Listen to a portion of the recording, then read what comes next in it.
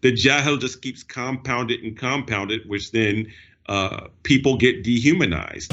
I look for protection from Allah. What are your thoughts on that? These are just my, some of my personal reflections and, looking at like our situation here in Canada and United States, and also how Islamophobia here in North America has also ramped up in the past 2 decades, especially.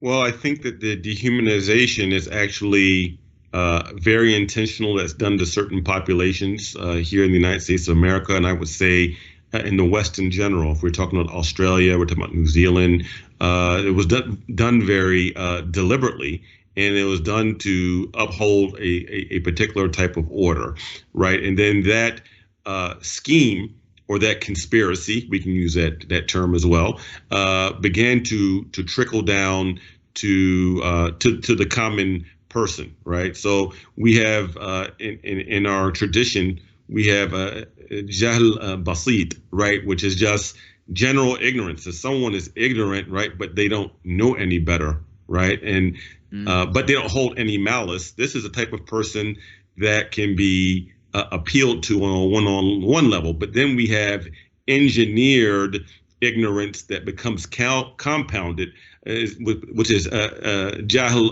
murakkab, which then is like enforced and instilled, where actually the people who are on top actually know better, but they have an agenda. Kind of like how Abu Jahl did with the Prophet Muhammad sallallahu alaihi wasallam. He knew he was a Sadiq. He knew he was al-Amin.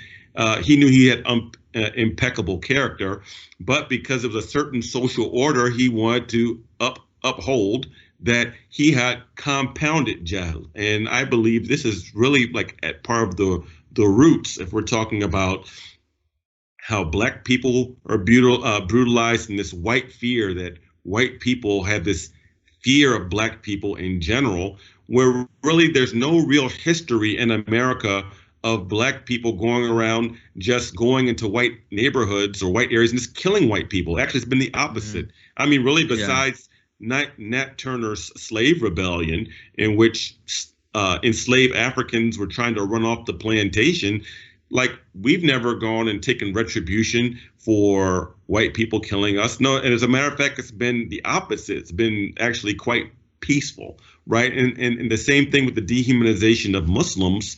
If we look back at going back to what Samuel Huntington wrote about the clash of civilizations, he wrote that the fall of the Soviet Union, that America and the West needed a new boogeyman, because in order to stay in power, in order to justify these military budgets and all these sorts of things, that there has to be this perceived sort of external threat or intrinsic threat to the American way of life, for the Western way of life.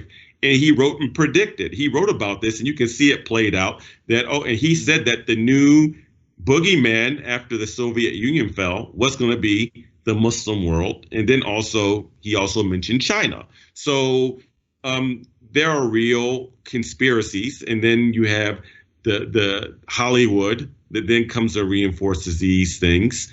The dehumanization of Black people in Hollywood historically, but then you have the dehumanization of Muslims, be they Arab, South Asian, or Black. And then you have the news media that then comes along with it, and the jahil just keeps compounded, which then people get dehumanized. And that's really what happened in the United States of America, even before 9/11. Do I feel that the New York police are providing enough protection, or do I have to have protection of my own? I look for protection from Allah.